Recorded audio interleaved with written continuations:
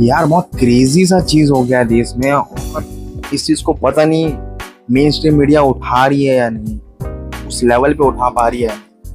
पर ये जो चीज हुआ है ना यार, टीसीएस नासिक स्कैंडल, तुम कोई मतलब भाई कोई इमेजिन नहीं कर सकता, इतना बड़ा स्कैंडल चल रहा था इतने टाइम से, और भाई अब इसके बड़े से बड़े ऑफिशियल्स इस चीज में मिले हुए हैं। खैर इस चीज के बारे में ज्यादा हम टाइम वेस्ट नहीं करेंगे, इस चीज के रिगार्डिंग हम रिपोर्ट चेक करते हैं क्या मीडिया में चल रहा है क्या नहीं चल रहा है, एंड इसके ऊपर हम अपना स्ट्रॉन्ग ओपिनियन भी शेयर करेंगे, एंड आप भी अपना स्ट्रॉन्ग ओपिनियन कमेंट सेक्शन में शेयर कर सकते हैं। ओके, तो रिपोर्ट हम चेक करने वाले AKT के यूट्यूब चैनल से, बहुत अच्छे रिपोर्ट्स बनाते हैं। तो चलो भाई देखते हैं। कभी कभी कोई खबर केवल खबर नहीं होती है, बल्कि एक ऐसा दरवाजा खोल देती है जिसके पीछे छुपी हुई सच्चाई आपको हिलाकर रख देती है। और जो नासिक में हुआ वो ऐसा ही मामला है। नासिक आईटी कंपनी में रेप और धर्मांतरण मामले से जुड़ी इस वक्त की अहम खबर, बड़ा अपडेट इस खबर पर सामने आ रहा है, देखिए। Okay alright, main stream media तो इसको ब्रेकिंग न्यूज में कंसीडर कर भी रही है। एक्चुअली में रेप और धर्मांतरण मामले में एक बड़े रैकेट के होने का शक, मामले की जांच कर सकती है सेंट्रल एजेंसियां। नासिक पुलिस ने, तुम समझ रहे हो भाई इस केस की सीरियसनेस, सेंट्रल एजेंसियां तक इसमें इन्वॉल्व हो सकती है। क्या सीरियसली भाई क्या चल क्या रहा है यार, क्या कर रहे हैं लोग? जांच रिपोर्ट जो है वो NIA, ATS और IB को सौंप दी है। रेप और धर्मांतरण मामले में बड़े रैकेट के शामिल होने का शक जो है वो सामने आ रहा है। This as a widening investigation by Nasik police into allegations of sexual harassment at a multinational company has now revealed a complex set of claims spanning nearly 4 years from 2022 up until 2026. Central agencies are now From 2022. भाई कितने लोग इसमें गिरफ्तार होने वाले हैं भाई, 4 बंदे तो यही दिख गए यार। क्या हो रहा है यार? ये Hindu worker alleges force to offer नमाज। भाई हम ऐसे कंट्री में रह रहे हैं जहां पर Hindu is majority population. Heart breaking news है यार सच। बट इस चीज को ना लेफ्ट वाले जो लेफ्ट लीनिंग लोग हैं बिल्कुल इसके बारे में भाई इसको ऐसे इग्नोर करेंगे ना ये लोग, बस जैसे भाई इंडिया में कुछ हुआ ही नहीं है। चेक करना भाई, साले कुछ लोग तो इससे भी प्रोपेगेंडा बोल रहे हैं। तुम सोच रहे हो यार, so sad यार। Up until 2026. Central agencies are now stepping into this entire case. The Anti-Terrorism Squad, National Investigating Agency and Intelligence Bureau are all tracking the developments in this particular case and widening the scope of this high-profile case. आपने देखा होगा कि किस तरीके से liberals Kerala story 2 को propaganda साबित करने में लगे हुए थे। लव जिहाद एक बड़ी कंस्पिरेसी थियरी है। फर्स्ट ऑफ ऑल भाई ये जो करने में लगे हुए थे। लव जिहाद, ये जो देशभक्त यूट्यूब चैनल है भाई, इसे ना अपना चैनल नेम ना चेंज कर देना चाहिए। ये बंदा एक इंटरनेशनल स्टेज पे जाके देश की बुराई कर रहा है, एंड इसका नाम है देशभक्त। ये बातें अपने चैनल पे एंटी नेशनल की है। I don't like this man. हाँ पर्सनली बहुत अच्छा होगा बंदा, बट ओपिनियंस जो ये देता है बहुत एंटी नेशनल से ही लगती है। बहुत मैनिपुलेटेड बातें करता है भाई, डाटा इसके बहुत एक बड़ी कंस्पिरेसी थियरी है। The Kerala files a distorted stories, narrated with some distorted stories. And भाई जो ममता मैडम तो जानते हैं, ममता नाम है ना, हाँ क्या ओपिनियन बोलते The हैं? concocted stories. 130 करोड़ जनता का प्रधानमंत्री है और एक पिक्चर को प्रमोट करते हो भी झूठी भाई। और भाई ये क्यों एक्सेप्ट करेगा? पिक्चर बनाने वालों से हम ये पूछना चाह रहे हैं फिक्शन है या फैक्ट है? तुम कब तक मुसलमानों को बदनाम करके? भाई ये बंदे थोड़े से अंधे हैं सच में यार। भाई ये कोई 1 या 2 केसेस की बात नहीं है, दर्जनों केसेस आ रहे हैं भाई। मैं रहता हूँ छत्तीसगढ़ में, एंड भाई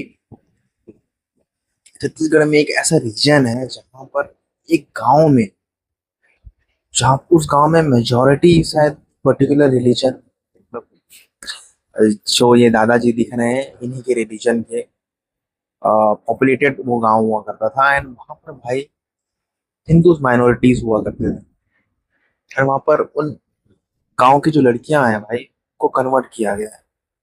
क्यों किया गया है, किस लिए किया गया है, एंड कन्वर्ट करने के बाद उन्हें छोड़ भी दिया गया। तो ऐसे ऐसे तो भाई हमारे स्टेट में ही हाईलाइट नहीं हो पा रहे हैं, ये हम लोकल न्यूज बन के ही रह जाती हैं, ये भाई नेशनल मुद्दा बन ही नहीं पाता है।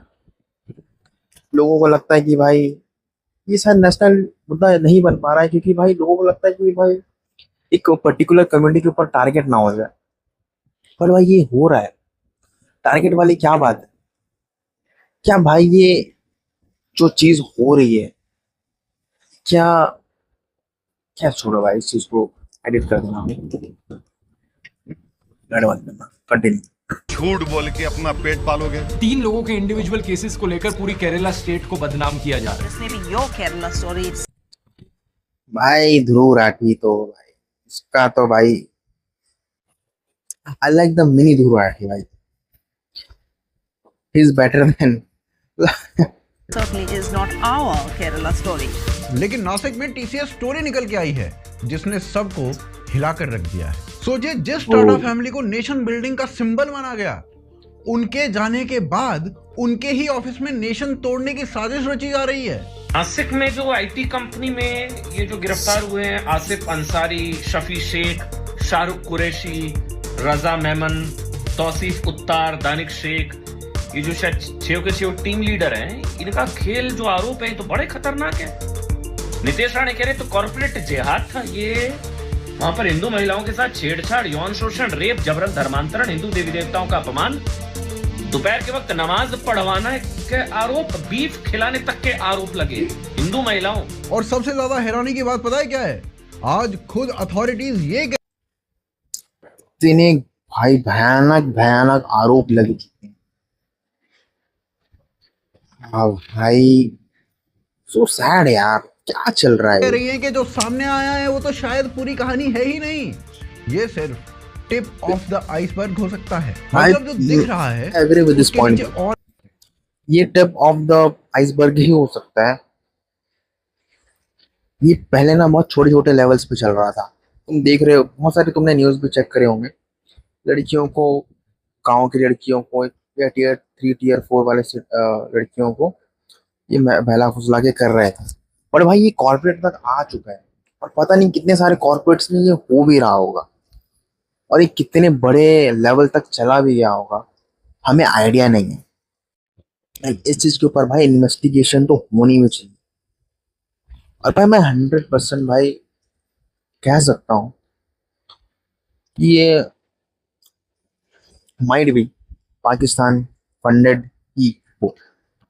एंड मैं भाई लिख के कह सकता हूँ कि ये जो चीज है ना यार, इसको फंड तो किया जा रहा है, और इस ऐसे चीजों को कौन फंड करता है, you know better than me. भी बहुत कुछ हो सकता है और शायद ऐसे केसेस अभी भी सामने आने बाकी हैं। जैसा आपने अभी कहा कि इसको एक आइडियोलॉजिकल फ्रेमवर्क भी है कि अगर आप किसी काफिर को कन्वर्ट करते हैं तो आपको हज जाने का पुण्य प्राप्त होता है।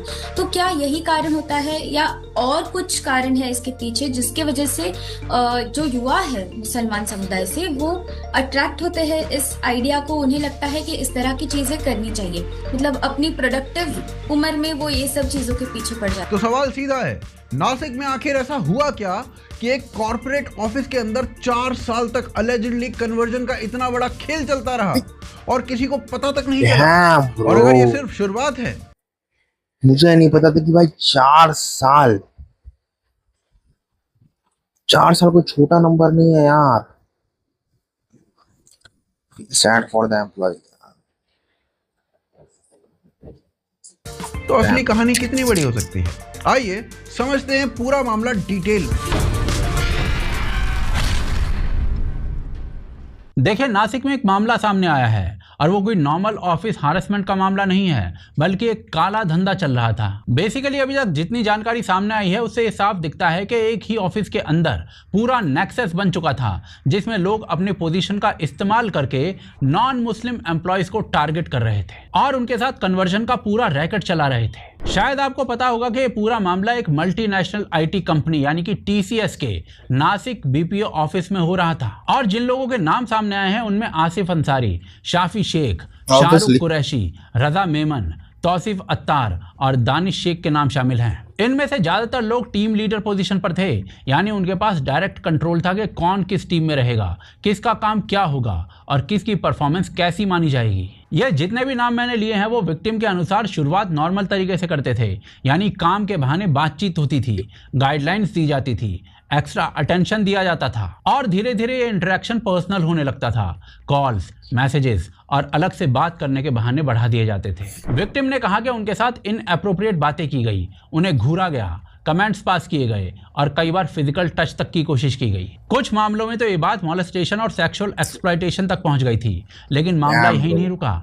असली मामला तो इसके बाद ही शुरू हुआ, क्योंकि इसके बाद कंट्रोल शुरू हो गया। विक्टिम्स के अनुसार कई बार उनकी फोटोज और वीडियोस बिना बताए रिकॉर्ड की गई और फिर उन्हें साफ कहा जाता था कि अगर उन्होंने मना किया या फिर किसी को बताया तो ये सब इंटरनेट पर डाल दिया जाएगा। मतलब सिचुएशन ऐसी बना दी जाती थी कि विक्टिम के पास प्रैक्टिकली कोई ऑप्शन नहीं बचता था कि वो जॉब भी छोड़ सकें या फिर आराम से काम कर सकें, क्योंकि उन्हें लगातार ब्लैकमेल किया जा रहा था।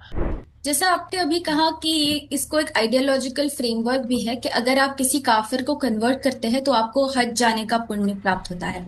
तो क्या यही कारण होता है या और कुछ कारण है इसके पीछे जिसके वजह से जो युवा है मुसलमान समुदाय से वो अट्रैक्ट होते हैं इस आइडिया को, उन्हें लगता है कि इस तरह की चीजें करनी चाहिए, मतलब अपनी प्रोडक्टिव उम्र में वो ये सब चीजों के पीछे पड़ जाते हैं। विक्टिम्स के अनुसार उन पर इस्लाम में कन्वर्ट होने का दबाव डाला जा रहा था, उन्हें नमाज पढ़ने इसमें कुछ लगा। विक्टिम्स के We kindly request everyone to refrain from entering the pantry with footwear until the end of Ramzan.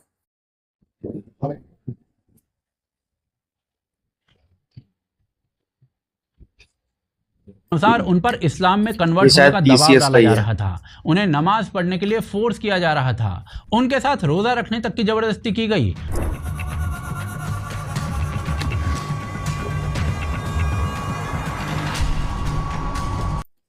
भाई क्या कॉर्पोरेट जिहाद रॉ इन Nashik, Hindu girls harassed, pay hike given after offering namaz, eating beef. Shocking details भाई, ये तो convert ही कर रहे हैं भाई। मतलब भाई ये कन्वर्ट करने के लिए किस हद तक कर रहे हैं भाई। Why always मुस्लिम, हमेशा इसमें मुस्लिम ही क्यों होता है? सैड है भाई।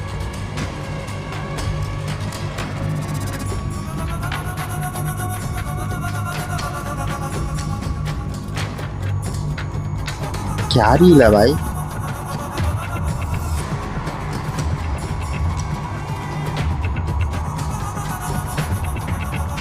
और अगर कोई मना करता था तो उसे बार बार मेंटली प्रेशराइज किया जाता था और इस बात को कई विक्टिम्स ने साफ साफ कहा है कि उन्हें, खैर इससे पहले जो रील चल रहा था उसका कॉन्टेक्स्ट अलग है शायद, एंड जो रिपोर्ट, जो हेडलाइन की रिपोर्ट है वो अलग है। मेंटली टॉर्चर किया गया है। कुछ कंप्लेंट्स में ये आरोप भी लगाया गया कि उन्हें बीफ खाने के लिए फोर्स या फिर प्रेशराइज किया गया, जो उनके पर्सनल बिलीफ के बिल्कुल खिलाफ था। और यही पैटर्न अलग अलग लोगों के साथ रिपीट हुआ। रिपोर्ट्स के अनुसार विक्टिम्स की संख्या 8 से 9 से भी ज्यादा हो सकती है, यानी कि जो अभी तक हमारे सामने आया है वो शायद पूरी कहानी भी नहीं है। जब कुछ एम्प्लॉयज ने हिम्मत करके एचआर से कंप्लेंट करने की कोशिश की तो उल्टा उन एम्प्लॉयज को ही टारगेट कर दिया गया, फॉर ऑब्वियस रीजन, क्योंकि उस एचआर का नाम था निदा खान। सोचिए एक महिला जिसके पास मतलब भाई ये इतने बड़े लेवल पे चल रहा है तो ऑब्वियसली जो हायर अथॉरिटीज है वो भी मिली हुई है, वो चाहती है ऐसा हो, समझ रहे हो? तो भाई बिना इनके सहमति के तो भाई ये सब होना पॉसिबल था भी नहीं, और 4 साल से चल रहा है और उनको पता ना हो, ऐसा तो हो नहीं सकता भाई। और है कि वो इस सेक्सुअल एक्सटॉर्शन और कन्वर्जन के रैकेट को रोक सके, उसने कुछ नहीं किया क्योंकि उम्मत की बात बीच। और भाई टीसीएस जैसे रेपुटेटेड कंसल्टेंसी में हो रहा है भाई ये सब चीज में आ गई। और ऐसे में सबसे बड़ा सवाल यही है कि अगर ये पूरा सिस्टम इतने समय तक चल रहा था तो ये अचानक से बाहर कैसे आया? देखिए ये मामला ना खुद ब खुद बाहर नहीं आया है, ये तब बाहर आया है जब एक विक्टिम ने चुप रहना बंद किया और सीधे पुलिस के पास गई। एक महिला एम्प्लॉय बहुत हिम्मत जुटाकर देवलाली कैंप पुलिस स्टेशन में पहुंचती है और वो एक डिटेल्ड कंप्लेंट दर्ज कराती है और ये कोई सामान्य शिकायत नहीं थी, उसने पूरा कच्चा चिट्ठा खोल दिया था। उसने केवल अपने साथ हुई घटनाओं के बारे में नहीं बताया, बल्कि ये भी बताया कि ये सब एक बार नहीं, लगातार एक पैटर्न के रूप में हो रहा है और इसमें वही सेम लोग बार बार शामिल थे। पुलिस इस कंप्लेंट को हल्के में नहीं लेती है। रिपोर्ट्स के अनुसार नासिक पुलिस ने एक प्लान्ड ऑपरेशन चलाया। इस ऑपरेशन के तहत महिला पुलिस कर्मियों को डमी कैंडिडेट बनाकर उसी ग्लैड है भाई कि वहाँ की जो पुलिस है उन्होंने प्रॉपर तरीके से एक्शन, एक प्रॉपर ऑपरेशन मेरे ख्याल से उन्होंने ऑपरेट करा है। बीपीओ ऑफिस में जॉब के लिए भेजा गया। इन महिला पुलिस कर्मियों ने खुद को नॉर्मल जॉब सीकर्स की तरह प्रेजेंट किया। उन्होंने प्रोसेस को फॉलो किया, इंटरव्यूज दिए और अंदर एंट्री ले ली। इन महिला पुलिस कर्मियों ने ऑफिस के अंदर जाकर ग्राउंड रियलिटी को क्लोजली मॉनिटर किया। उन्होंने देखा कि किस तरीके से इंटरेक्शन हो रहा है, कौन किससे कैसे बात कर रहा है और किस तरीके से एम्प्लॉयज को अप्रोच किया जा रहा है। कुछ ही समय में उन्हें वही पैटर्न दिखाई देने लगता है जो विक्टिम ने अपनी स्टेटमेंट्स में बताया था। यहीं से पुलिस को डायरेक्ट ऑन ब्रो, वहाँ की पुलिस को भाई A1 ग्राउंड कंफर्मेशन मिल जाती है। इसके बाद पुलिस बाकी के एम्प्लॉयज से बात करना शुरू करती है। यहीं से केस का असली विस्तार सामने आता है। धीरे धीरे और लोग सामने आते हैं और जब उनकी स्टेटमेंट्स ली जाती हैं तो सबसे बड़ी बात ये सामने आती है कि हर विक्टिम की कहानी अलग नहीं है, बल्कि लगभग एक ही जैसी है। हर जगह उन्हीं अक्यूज्ड के नाम, वही अप्रोच, वही प्रेशर और वही सीक्वेंस रिपीट होता हुआ दिखाई दिया। इस स्टेज के ऊपर पुलिस को मतलब एक पैटर्न ये फॉलो कर रहे थे। ओ भाई, तुम समझ रहे हो?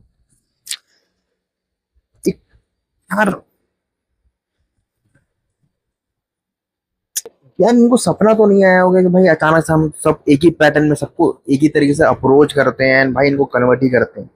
देयर इज समथिंग ना यार, कुछ तो है जो ये छुपा रहे हैं। एंड वी ऑल नो कि ये क्या छुपा रहे हैं, अंदर ही अंदर हमको पता है भाई। आप समझ में आ गया था कि ये कोई रैंडम कंप्लेंट नहीं है, बल्कि एक ऑर्गेनाइज्ड पैटर्न है जो लंबे समय से चल रहा है। इसके बाद पुलिस तुरंत मल्टीपल एफआईआर दर्ज करती है। कुल 9 एफआईआर दर्ज होती हैं, जिसमें 8 महिलाएं और 1 पुरुष एम्प्लॉई शामिल होता है। ये अपने आप में प्रूफ बन जाता है कि मामला आइसोलेटेड नहीं है।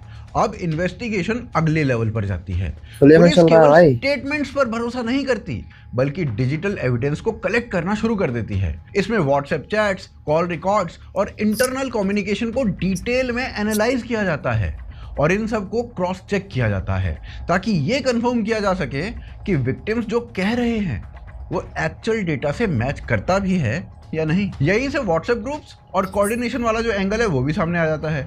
इन्वेस्टिगेशन में स्पष्ट हो जाता है कि ये सब अलग अलग इंसिडेंट्स नहीं थे, बल्कि कोऑर्डिनेटेड तरीके से किए जा रहे थे।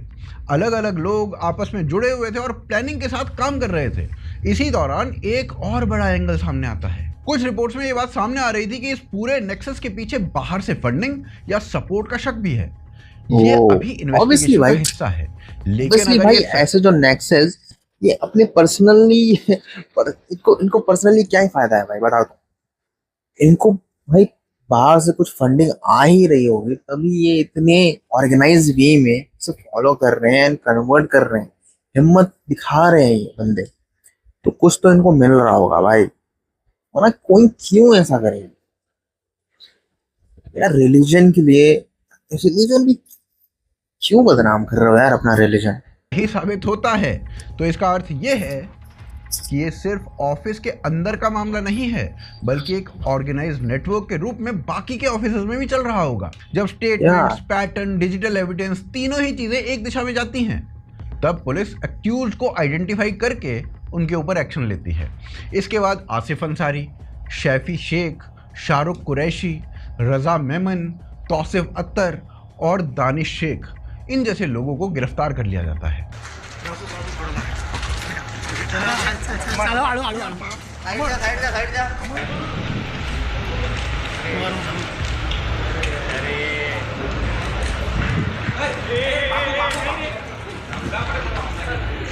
यहाँ ना एक बात को समझना बहुत जरूरी है।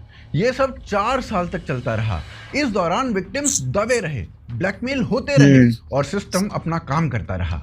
लेकिन जैसे ही एक व्यक्ति ने हिम्मत करके आवाज उठाई और उसके बाद कई लोगों ने सामने आकर सेम पैटर्न को बताया। पूरा का पूरा सिस्टम धीरे धीरे करके टूटने लगा। ये केस एक चीज को साफ साफ दिखाता है कि जब मल्टीपल रेडिकल लोग एक ही तरीके से एक ही स्ट्रक्चर में काम कर रहे हों और ये लंबे समय तक चलता रहे तो एक ऑर्गेनाइज्ड एक्टिविटी बन जाता है। ये सब ना 4 साल तक चला और ये बात ये दिखाती है कि कुछ रेडिकल्स अपने मजहब में कितने अंधे हो चुके हैं। देखिए, नासिक में जो मामला सामने आया है, अगर उसे सिर्फ एक हरासमेंट का केस समझ लिया जाएगा तो एक बहुत बड़ी गलती होगी, क्योंकि जो डिटेल सामने आई हैं वो ये दिखाती हैं कि यहाँ सिर्फ एक्सप्लॉयटेशन नहीं हो रहा था, बल्कि रिलीजन का इस्तेमाल एक टूल की तरह किया जा रहा था। इस पूरे मामले में सबसे ज़्यादा डिस्टर्बिंग चीज़ ये है कि वर्क प्लेस, जो स्ट्रिक्टली प्रोफेशनल स्पेस होना चाहिए, उसे इस्लामिक कन्वर्जन का अड्डा बना दिया गया, और वो भी उस जगह पर, उस सिस्टम के अंदर जिसे एक ऐसे इंसान ने खड़ा किया था जिसने अपनी पूरी। इसलिए भाई तुम जब पीसीएस का नाम सुनते हो ना यार, तुम ऑटोमेटिकली तुम्हारे मन में ना एक रिस्पेक्ट जग जाता है। और जब तुम ऐसे न्यूज़ देखते हो यार, वो जो क्या, तुम खुद शॉक हो जाते हो भाई, ऐसी जगह पे ये कैसे हो सकता है, यू नो। और ये कितने सालों से होता आ रहा है, कितने सारी लड़कियों को पता नहीं क्या क्या चीजें फेस करनी पड़ी होगी। और मैं बीपीओ में इतना ज्यादा सैलरी होता भी नहीं है यार, बट फिर भी सोचो यार, चाहते हुए उस जॉब को छोड़ नहीं पा रहे, हैरेस हो रहे हैं। वो भाई क्या ही प्रेशर था वो यार। जिंदगी भारत की इकोनॉमी को ग्रो करने में लगा दी। जिसका नाम नेशन बिल्डिंग का सिंबल माना जाता था, उसकी ही लेगेसी के अंदर ऐसा आरोप सामने आना अपने आप में एक बहुत बड़ा सवाल खड़ा करता है। अब यहाँ पर असली समस्या क्या है ये समझना जरूरी है। देखिए, मामला इसलिए सामने आया क्योंकि एक विक्टिम ने हिम्मत दिखाई। अगर वो आगे नहीं आती तो ये 4 साल की जगह 10 साल भी चल सकता था, 15 साल भी चल सकता था, या शायद कभी सामने ही नहीं आता। और यही सबसे खतरनाक बात है, क्योंकि इसका मतलब ये है कि जो दिख रहा है वो पूरा सच नहीं है। असली सवाल ये है कि भारत में ना जाने ऐसे कितने काले धंधे चल रहे होंगे जो कभी सामने ही नहीं आते हैं। इस्लाम के नाम पर होने वाले काले धंधे जिस दिन सामने आएंगे उस दिन क्या होगा। और इसी वजह से जरूरी हो जाता है कि ऐसे मामलों को आइसोलेटेड इंसिडेंट्स मानकर बंद ना किया जाए, बल्कि ब्रॉडर लेवल पर जांच होनी चाहिए इनकी। क्योंकि अगर एक बड़े कॉर्पोरेट सेटअप के अंदर अलिजिडली इतना बड़ा ऑर्गेनाइज पैटर्न डेवलप हो सकता है तो ये मानना गलत होगा कि ये सिर्फ एक ही जगह तक सीमित है। महाराष्ट्र सरकार के खुद के ही 2026 के एक बिल में statement of objects and reasons में साफ लिखा हुआ है कि राज्य में रिलीजियस कन्वर्जन को रेगुलेट करने के लिए डेडिकेटेड लॉ की कमी थी और एग्जिस्टिंग लॉज इस तरीके के मामले को एफिशिएंटली हैंडल करने के लिए पर्याप्त नहीं थे। इसी कानून के अंदर अनलॉफुल कन्वर्जन को जबरदस्ती करना, धोखाधड़ी करना, मिस रिप्रेजेंटेशन, थ्रेट, फ्रॉड करना और यहाँ तक कि ब्रेन वॉशिंग थ्रू एजुकेशन जैसे आधारों पर डिफाइन किया जाता है। साथ ही साथ ऐसे ऑफेंसेस को कॉग्निजेबल और नॉन बेलेबल बनाने का प्रपोजल रखा गया है। लेकिन इसी डॉक्यूमेंट में यह भी साफ साफ लिखा हुआ है कि यह बिल 13 मार्च 2026 को इंट्रोड्यूस किया गया था और इसे लागू होने के लिए राज्य सरकार की ऑफिशियल नोटिफिकेशन जरूरी है। इसका सीधा सीधा मतलब यह है कि लंबे समय तक एक क्लियर लीगल फ्रेमवर्क की कमी रही और इसी वैक्यूम के कारण ऐसे मामलों में इन्वेस्टिगेशन कॉम्प्लिकेटेड हो जाती है। पुलिस को अलग अलग सेक्शंस जोड़कर केस बनाना पड़ता है, जिसमें sexual offences, intimidation, workplace violation और धार्मिक जोर जबरदस्ती जैसे अलग अलग एंगल्स को साबित करना पड़ता है। और अब इसीलिए आधे अधूरे एक्शन से काम नहीं चलेगा। एसआईटी को बिना बायस, बिना किसी प्रेशर के और बिना कॉर्पोरेट नेम से प्रभावित, इसलिए यार मामलों में ना यार हमें इस चीज को तो बिल्कुल भी हल्के में नहीं लेना चाहिए कि भाई ये कुछ नॉर्मल सी चीज है, बहुत आइसोलेटेड चीज है, तो चलो छोड़ो रफा दफा।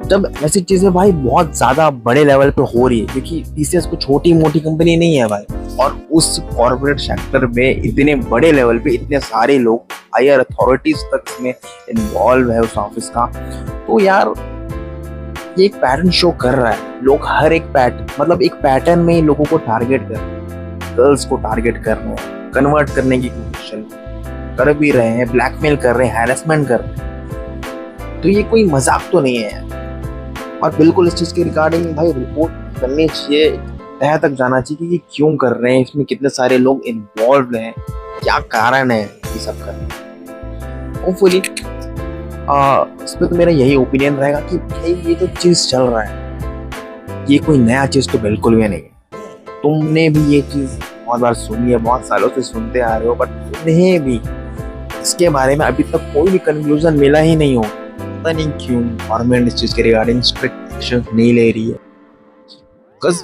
Deep down we all know भाई ये कोई नॉर्मल चीज नहीं है। से इस चीज में बहुत माइट भी टेररिस्ट ऑर्गेनाइजेशंस इन्वॉल्व हो, कोई भी हो सकता है इन्वॉल्व। एंड इस चीज के रिगार्डिंग एक स्ट्रिक्ट एक्शन तो भाई मस्ट डिसॉल्विंग केस है ये। एंड थैंकफुली ये चीज को उठाया गया है, वहाँ के पुलिस ऑफिसर्स ने, वहाँ की जो पुलिस डिपार्टमेंट है इस चीज के रिगार्डिंग बहुत अच्छी तरीके से एक्शन लिया है। होपफुली एक सही रिपोर्ट हमें मिले एंड इसका कंक्लूजन भी मिले। खैर ये वीडियो यहीं तक था। होपफुली आपने भी इस चीज के रिगार्डिंग बहुत सारे इंफॉर्मेशन लिए होंगे। एंड मिलते हैं नेक्स्ट वीडियो पे एंड हम अपना ओपिनियन शेयर करते हैं। सो बाय बाय।